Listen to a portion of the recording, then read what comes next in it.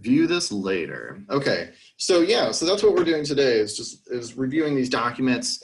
And if you're still writing your first paper for this class, then you can hopefully find this discussion helpful as we start to tease out some of the main ideas. Going forward, and I've already done this for week 3. The week 3 folder is up on Blackboard, so if you have extra time on your hands this holiday weekend and you want to work ahead, you can find the quiz for next week up already on Blackboard, and you can also find, for the documents that we'll be discussing next Friday, you'll find some guided reading questions. So they're going to help you like pick out the main ideas in these documents. And I think that's going to be helpful for people going forward, that when you're reading these things, you're like, okay, all right, well, it's like, you know, ancient stuff, so who cares? But having these guided reading questions will help you pick out the main ideas and hopefully make for a more cogent discussion on these Fridays. So, but I think, you know, we should be good today, because even though these are like old ancient documents and you're kind of like, you know, what's going on? Many of us are probably familiar with the Hebrew Bible or the Old Testament if you subscribe to a form of Christianity. The Egyptian document here is kind of interesting in its own right. And all these kind of flow into the document assignment for this week. So if you're still writing the paper, hopefully this discussion will be helpful. So what I wanted to start with is the Egyptian one. The Egyptian document, this is the hymn to the Aton by the heretic pharaoh, Akhenaton, and he writes a really interesting document here praising this god. So questions for you guys. I'm just gonna, you know, we're gonna discuss these documents here. Well, how does this pharaoh describe this god Aton? Like what does he say? What does he pray? He prays upon this god, but what's going on here?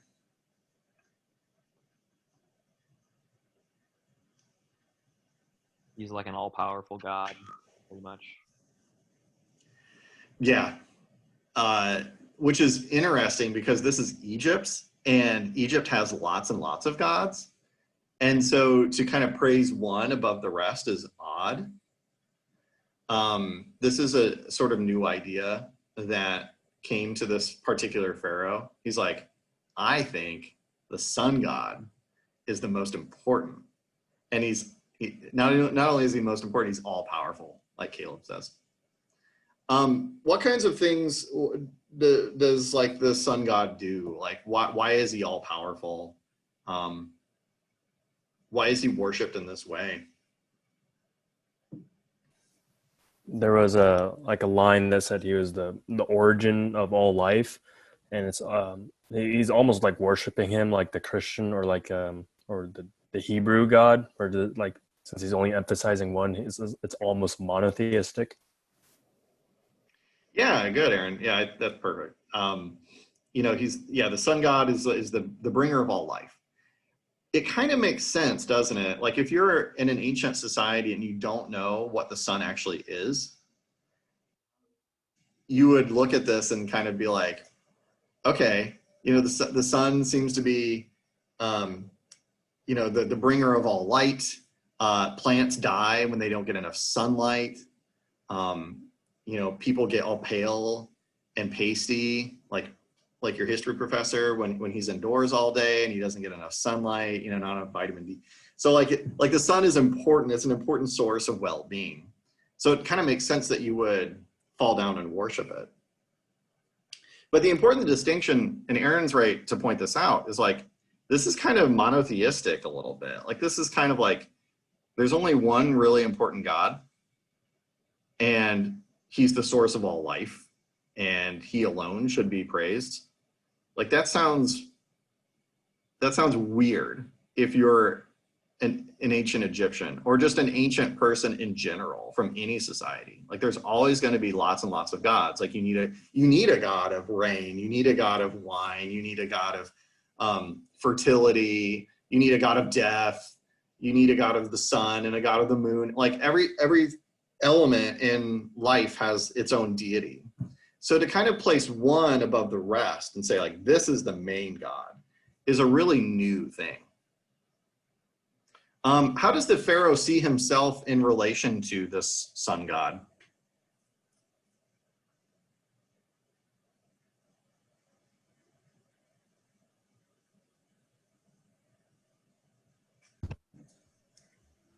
I read that he was thinking of himself as lesser than God.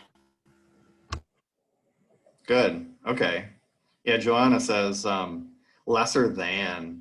And the pharaohs believe themselves to be gods themselves. So this is very humbling for the pharaoh to kind of prostrate himself before the sun god.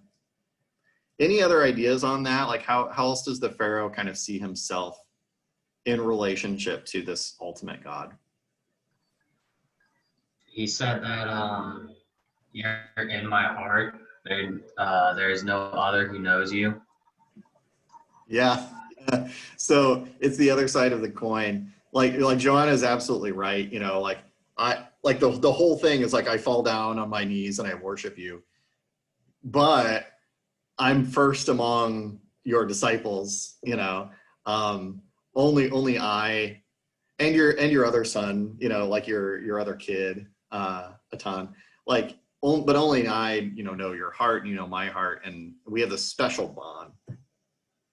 What does that tell us about kind of like the ancient imaginings of these gods, like, and how they interact with humans? What can you maybe tease out of this document that you find particularly interesting about how people worship their deities in the ancient period? They seem a lot like, personal. yes, Okay, it's personal. they seem a lot like almost like a family. I mean, the worship, you know, like in some cases, like with the pharaoh, he thinks sort of himself kind of like a son to him, Yeah. to Aton, and that goes with many of the other gods. And they are the descendants of these gods, so it's sort of like a large family. The people are the descendants of their founding gods, almost.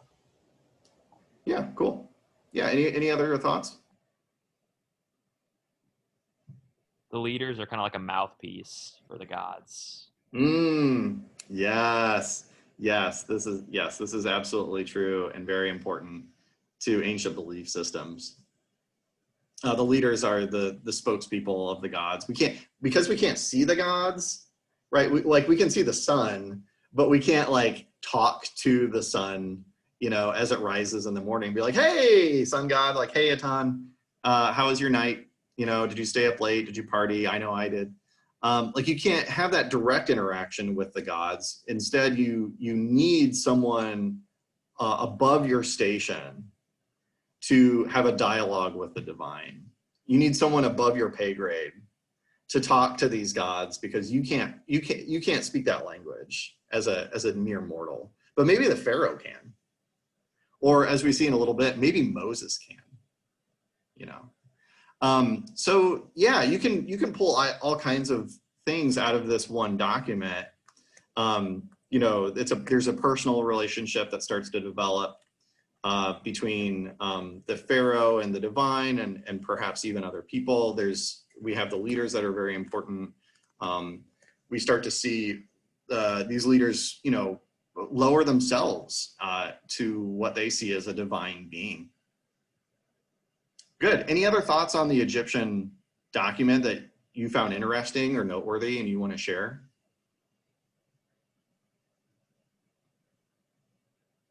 Oh, okay. Yeah, that's good. I think we crushed it here.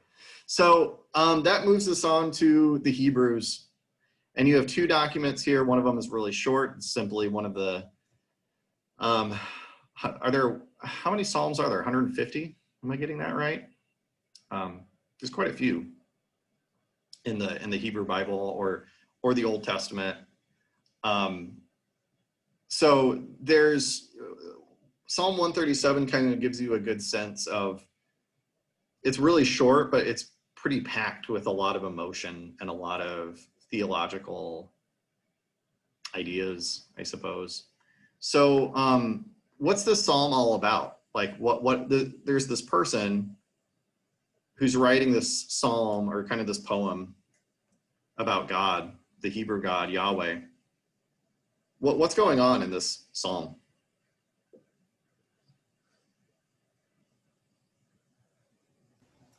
Talking about, at least at the start, how the Babylonians have imprisoned them.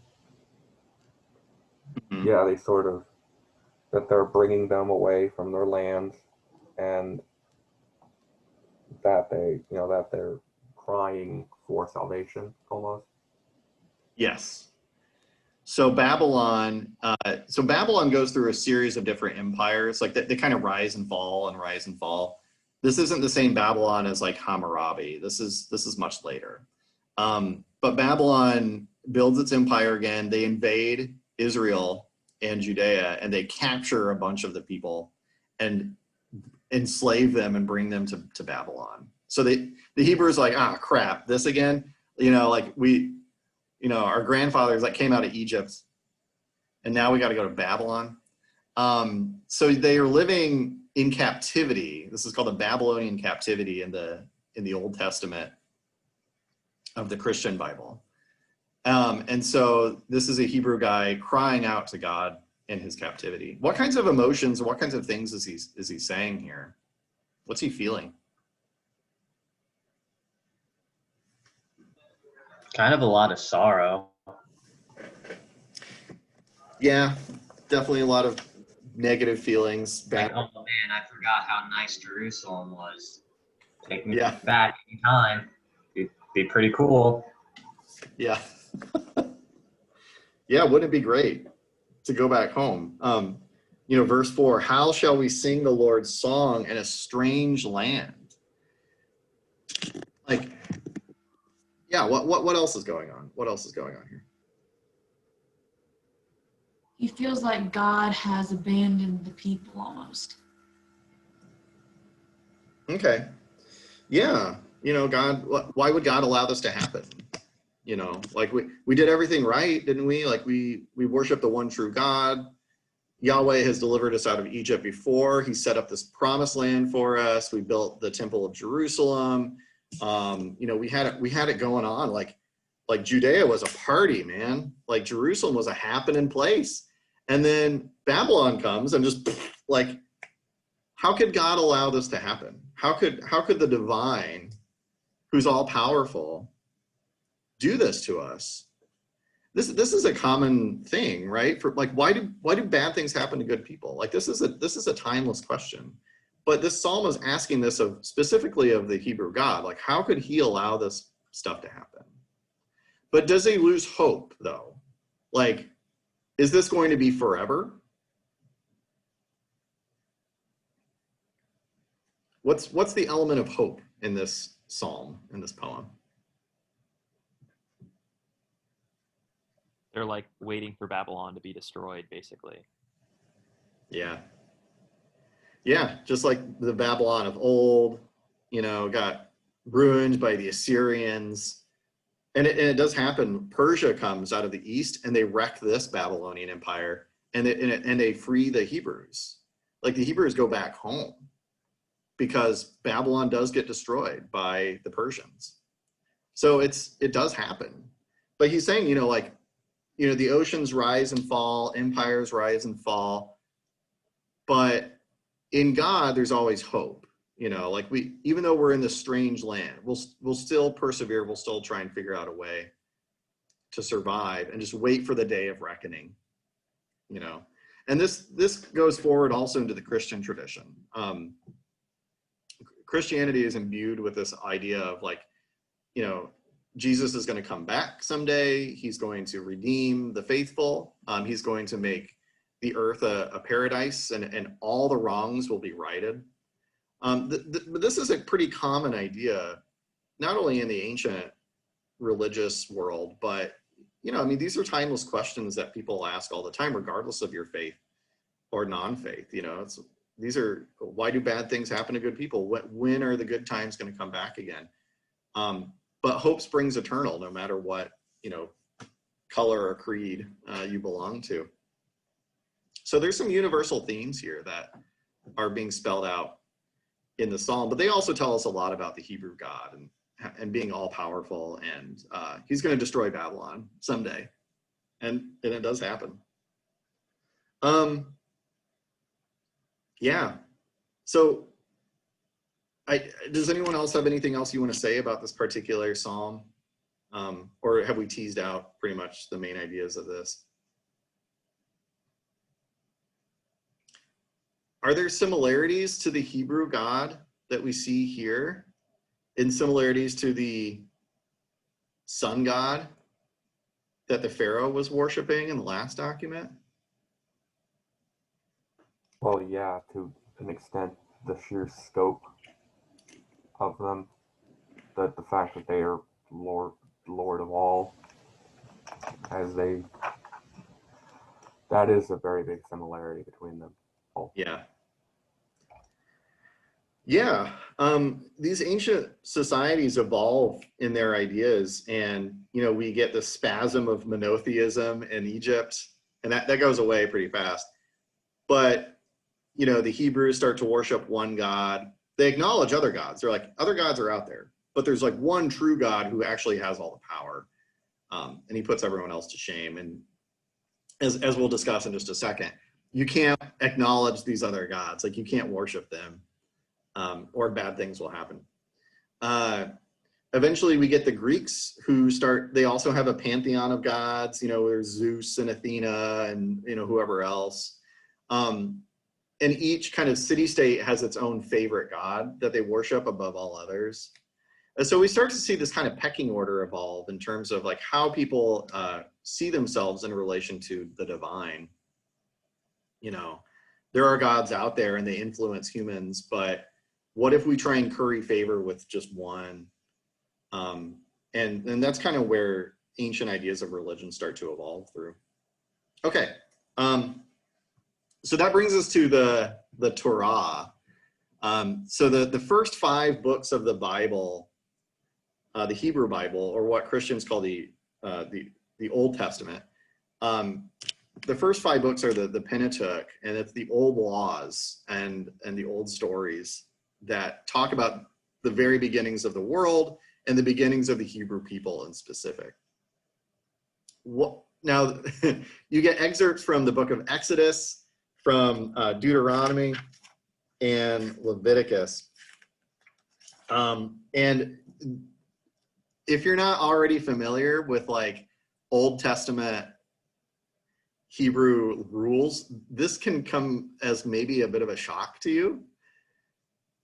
So what are some of the laws that God gave the Hebrew people according to these documents?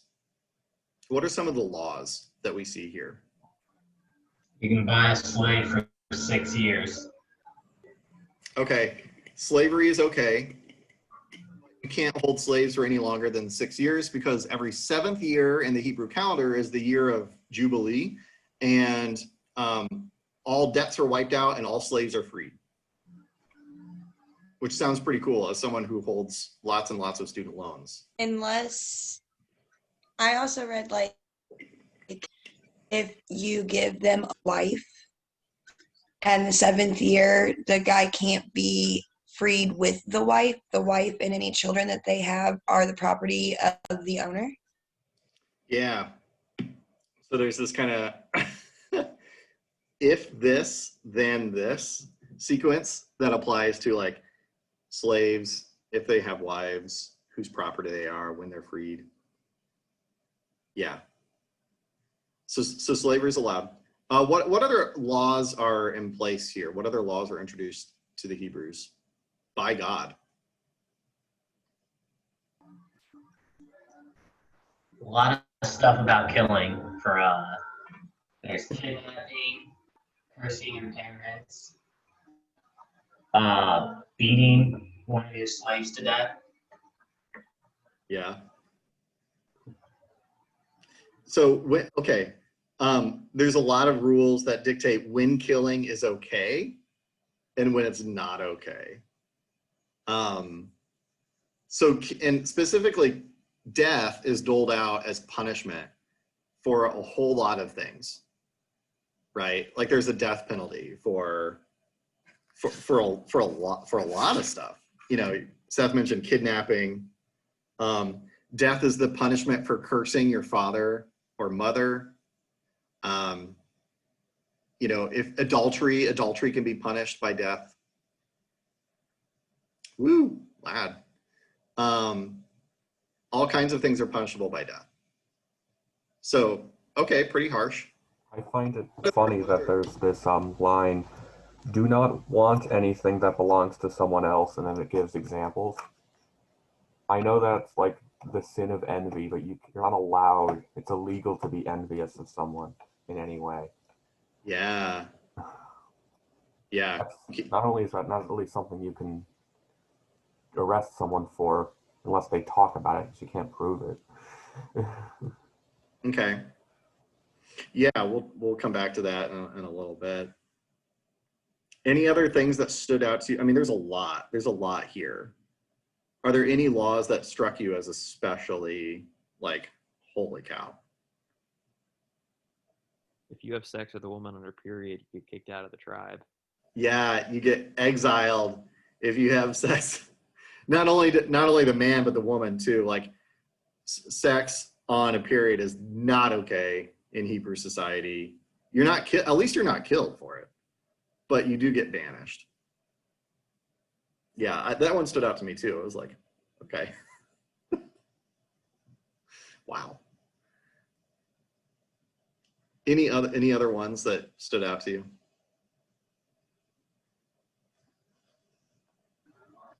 If you marry your sister, you're just gone, kicked out of the community. Yeah.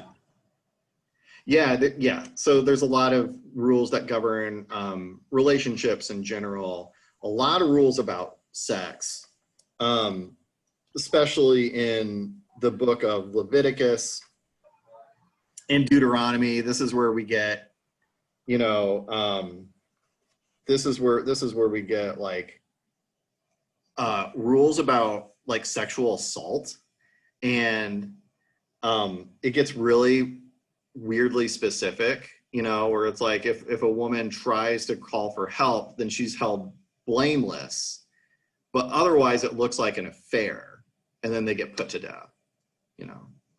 And so you get these really weird, like, how would this hold up in a court of law kind of thing? Like Ben kind of touched on this a little bit, you know, with like the thought police idea of this. Like how can you prove that a woman is a virgin?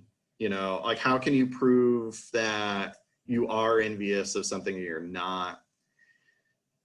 The point of this is that the Hebrews are trying to form a very, very rigid society based on the idea that God is in complete control of their lives. And we need to live holy lives in honor of the God Yahweh in order to please him, so that we don't get our society destroyed. We don't get enslaved by Egypt again. The Babylonians don't come and take us all away, right? It's a very transactional thing. Like if we do all these rules correctly, then God will place favor upon us. If we don't do these things correctly, we spend 40 years out in the desert again, you know? So it's a very kind of rigidly structured, like God is in complete control here on earth. And here's his rules. Do any of these sound like completely bonkers, like unfair? Or do you think this is a fairly like reasonable way to order a society?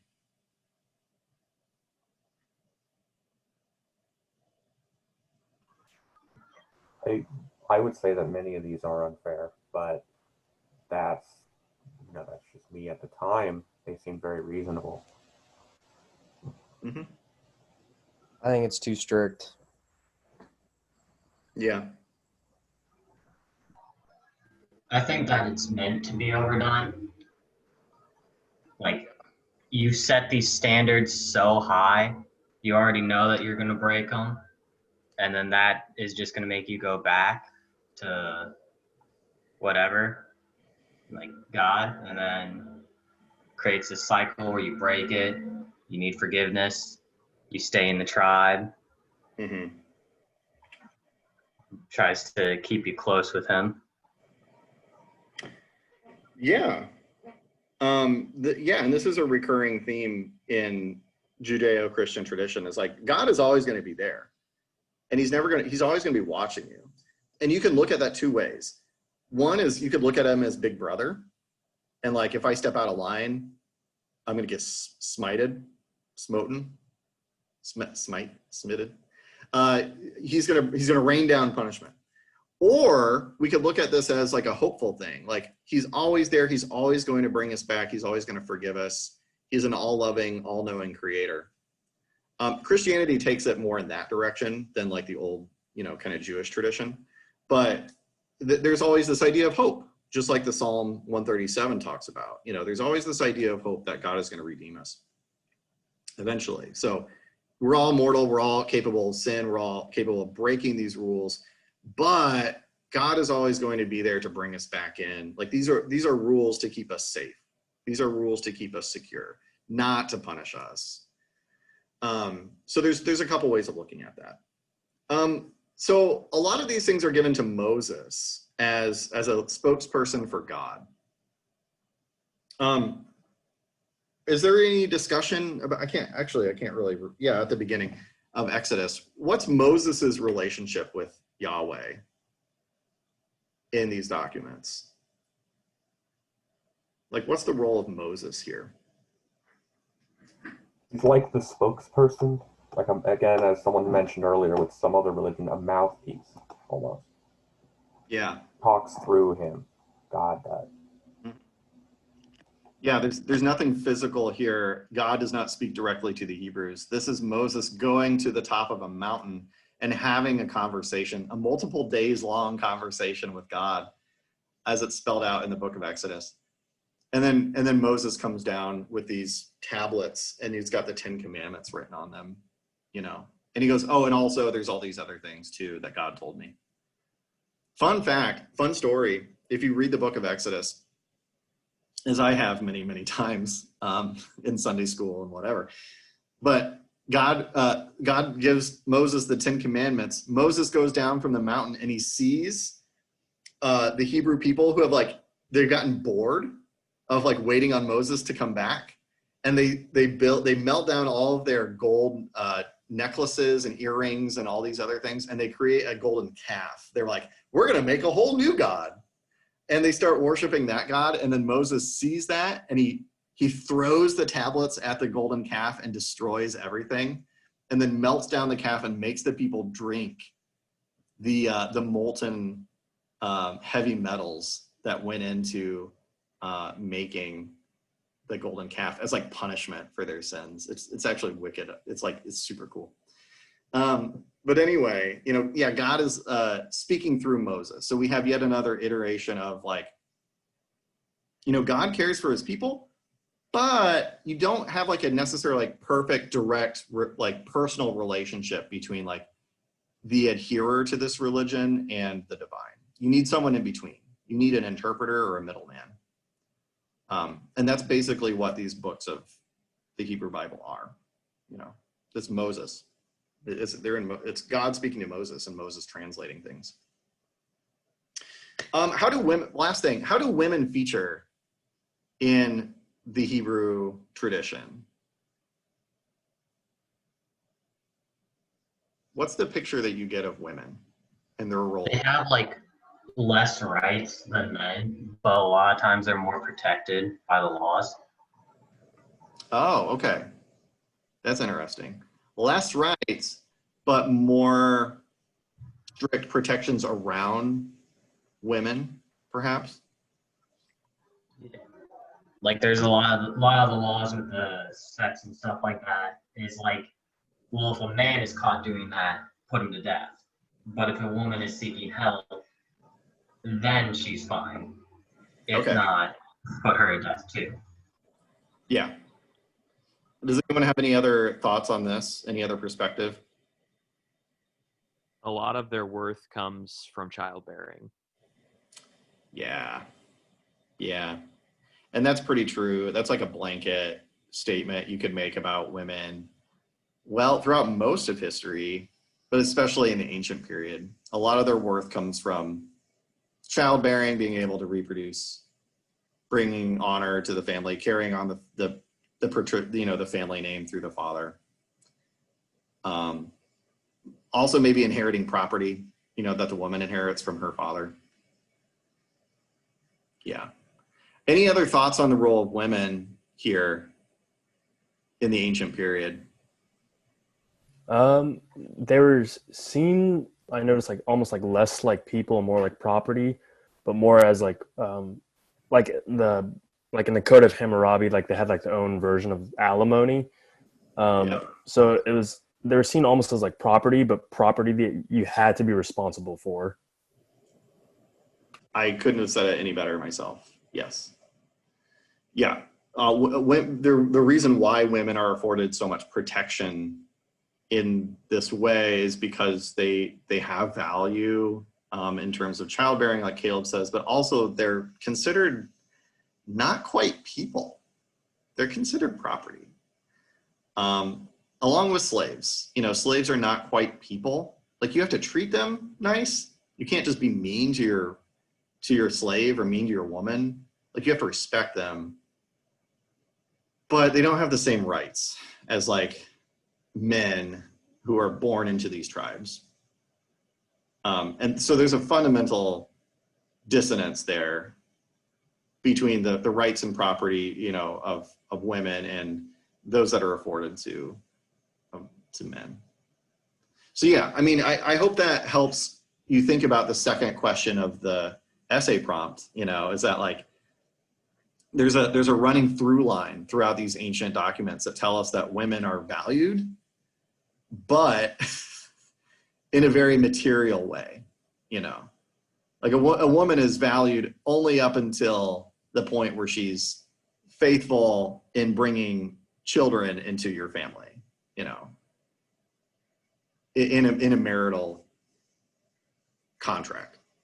And beyond that, then she's useless. She's worthless, So this is shocking, like, to modernize, this is a very shocking thing to see. But these were the transactional relationships of the ancient period where, everyone had a role to play in society. And for women, it was one of a lesser human role as we see it in the modern West. Any other final thoughts on any of these documents before we get going? I think we did a really good job teasing out the main ideas. And again, for next week, you'll have some guided reading questions, so we know what you know what I'm going to ask in advance, so you know kind of what to read for. Sorry it took me so long to give you those. Any questions about the assignment that is due by the end of today?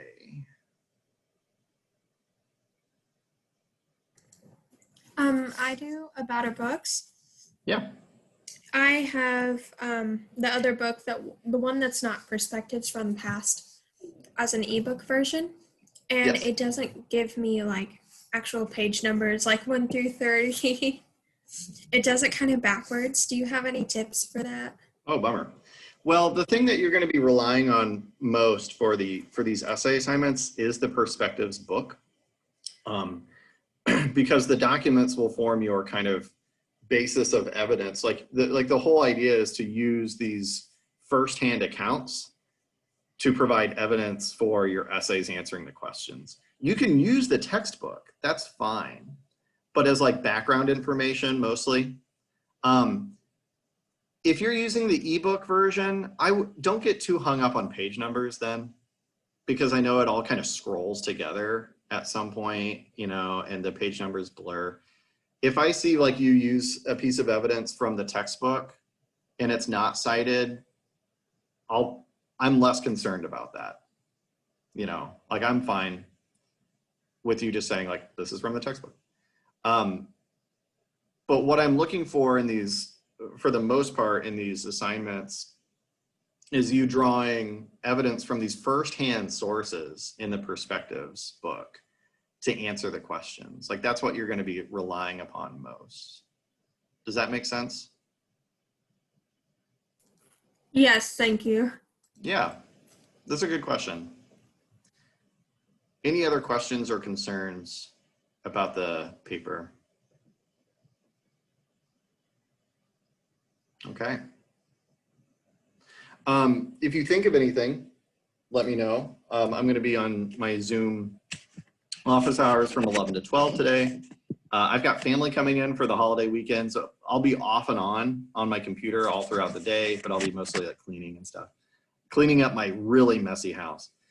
And so if I'll have my phone on me, I'll get an email, a notification if you have any last minute questions, but try not to leave it too long in the day, because at a certain point, I will go to sleep. So, all right, well, cool. Well, good luck with the writing if you're still writing. I've gotten quite a few people who have submitted your paper already, so nice job if you're already done with that.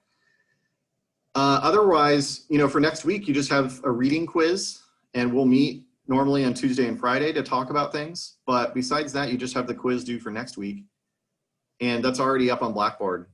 So you can start working early on that this weekend if you want. All right. Well, I hope everyone has a good Labor Day, and I'll see you all next week. Take care.